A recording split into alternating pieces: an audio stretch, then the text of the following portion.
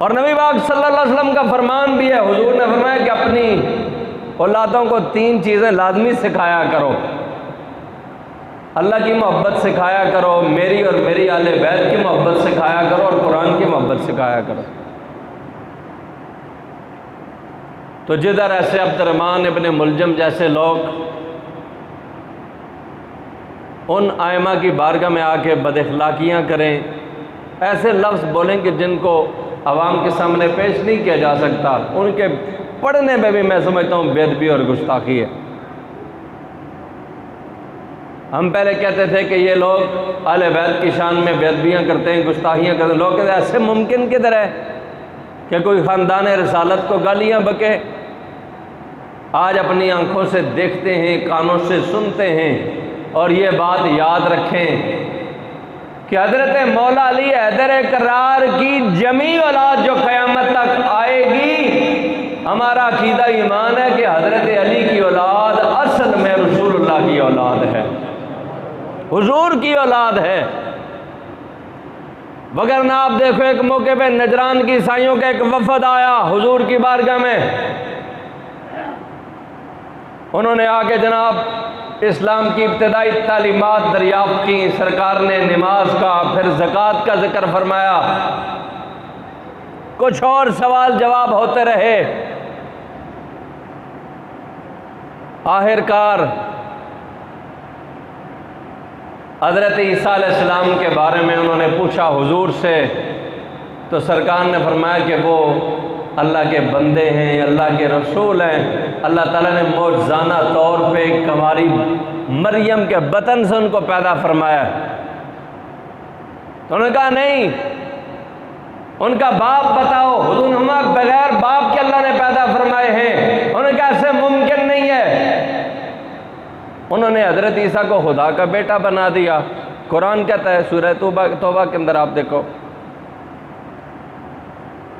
तो सरकार नबी पाक सल्लल्लाहु अलैहि वसल्लम, अगर ये बात है, यही तुम्हारा मयार है, तो फिर हज़रत आदम के बारे में तुम्हारा क्या ख्याल है? उनकी तो माँ भी नहीं है, बाप भी नहीं है। जो बग़ैर बाप और बग़ैर माँ के अल्लाह ने पैदा फरमाया है, उसको तुम अल्लाह का बंदा कहते हो, अल्लाह का नबी कहते हो, रसूल कहते हो। और जो सिर्फ बाप के बग़ैर है, उसे तुम अल्लाह का बेटा कहते हो। बहरहाल अपनी बात पे अड़ गए, डट गए। तो परवरदिगार आलम ने मेरे प्यारे मुस्तफ़ा करीम अलैहिस्सलाम से फरमाया, हुजूर बात मनाज़रों की नहीं है, ये अगर नहीं मानते तो इनको मोबाइल का हुक्म दे। उसके लिए मयार क्या रखा? परवरदिगार ने फरमाया, महबूब इनसे कह दो, फ़कुल तहालो नदहु अबनाना व अबनाकुम व निसाना व निसाकुम व अनफुसना व अनफुसकुम सुम्मा नब्तहिल व नजअल। फरमाया जाओ इनसे कह दो कि ये अपने बेटे ले आए, आप अपने बेटे ले आओ।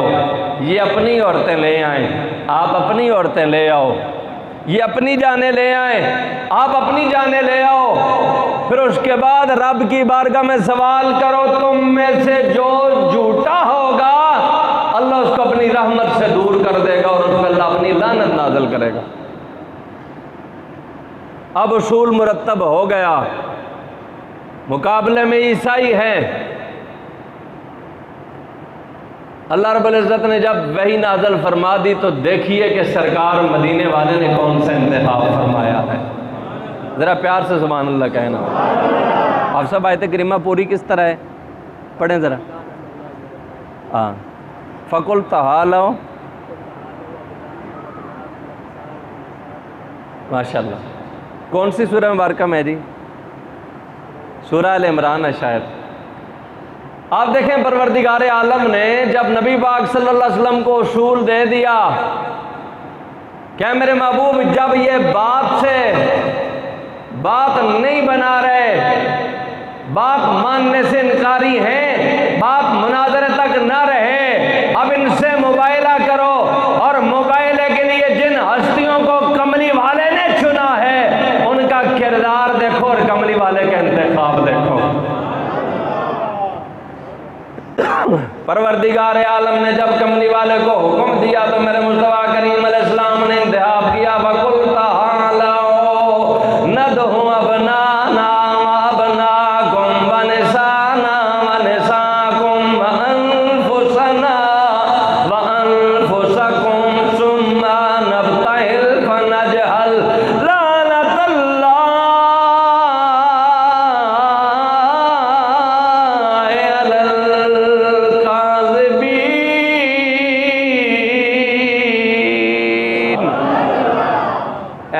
इनसे कह दो ये अपने बेटे ले आए, अपने बेटे ले आए। लोगों, मेरे मुस्तफा करीम सल्लल्लाहु अलैहि वसल्लम को परवरदिगार ने 3 बेटे अता फरमाए। हजरत इब्राहीम, अब्दुल्ला और कासिम, 3 बेटे, 4 साहबजादियां अल्लाह ने मेरे नबी को अता फरमाई है, जिनका बचपन में परवरदिगार आलम ने अपने पास बुलाया है, जिनको बचपन में इंतकाल फरमा गए। जब अल्लाह रब्बुल इज्जत ने हुक्म दिया गया महबूब अपने बेटे ले आओ, कमली वाले ने क्या किया? मेरे नबी पाक ने हजरत इमाम हसन को लिया और अपने छोटे नवासे हजरत इमाम हुसैन को लिया है, और इनको सरकार ने अपने साथ निस्बत दी। सरकार ने अपना बेटा फरमाया करते थे। और बुखारी के अंदर आप हदीस देखो, जब हजरत इमाम हसन रज़ी अल्लाह ताला अन्हु ने गुरोए अमीर मुआविया रज़ी अल्लाह से सुलह फरमाई ना, तो उस मौके पे आप देखें कि नबी पाक सल्लल्लाहु अलैहि वसल्लम ने हजरत इमाम हसन को बचपन के ज़माने में अपनी रान पे बिठा के सरकार ने फरमाया था ये मेरा बेटा। सरकार ने हजरत इमाम हसन को अपना बेटा फरमाया है। नवासे हैं लेकिन कमली वाले ने उनको अपना बेटा फरमाया है। तो सरकार ने बेटों में से जनाब इमाम हसन को लिया, हजरत इमाम हुसैन को लिया।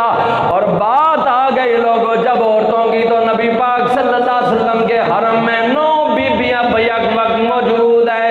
सरकार ने अज़वाजी मुताहरात का इंतखाब ना किया, 9 बीबियां मौजूद हैं। औरत लेने की बारी आई, मेरे मुस्तफा करीम अलैहिस्सलाम ने इंतखाब किया है, तो हसनैन की मां सैयदा ज़हरा का इंतखाब फरमाया है।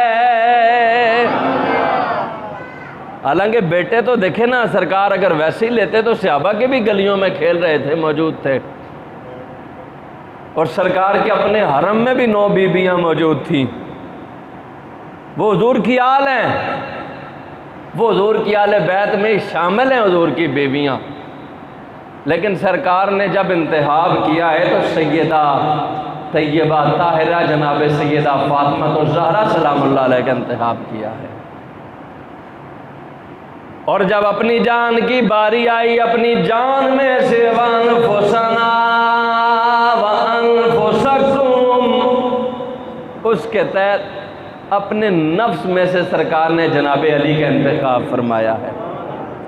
इसलिए कहते हैं कि हज़रत मौला अली नफ्स मोहम्मद हैं, हुजूर की जान है, बल्कि कमली वाले की पहचान है। तो हज़रत मौला अली का इंतखाब किया नफ्स में से, जान में से। और कैसी जान, कैसा नफ्स है? ताजदार गोलड़ा पीर मेहर अली शाह रहमतुल्लाह अलैह ने फरमाया था, आप फरमाते थे कि लहमो का लहमी जिस्मो का जिस्मी फर्क नहीं माबैन पिया।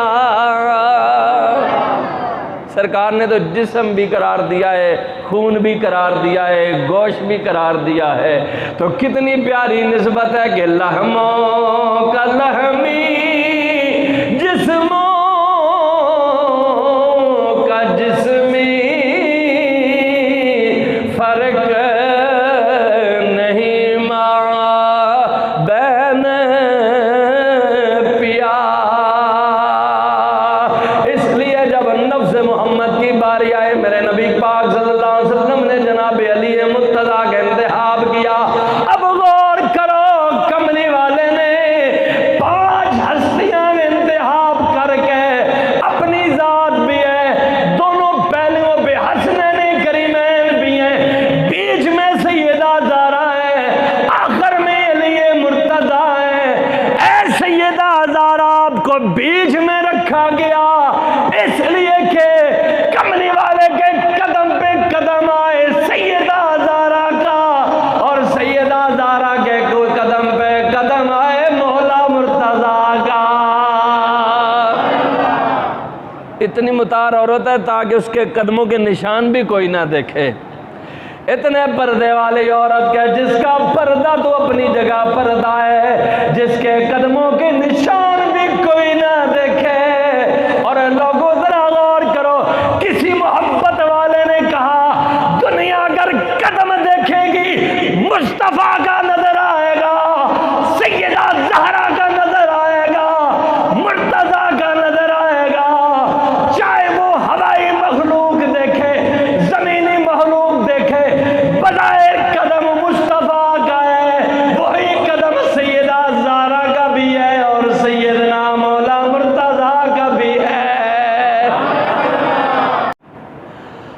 गए सरकार लेकर उन हस्तियों को लेकर, और बेदम वारसी ने उन हस्तियों को देख के क्या कहा था? बेदम यही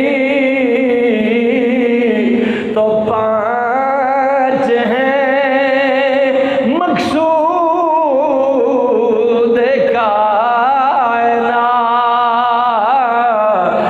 हैरुन्निसा हुसैन हसन मुस्तफा अली, बेदम यही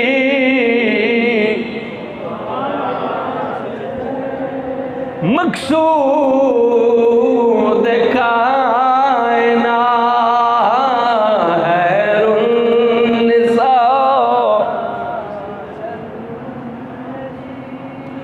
खैरुन्निसा हुसैन हसन मुस्तफा अली, रिश्ते तमाम तोड़ के सारे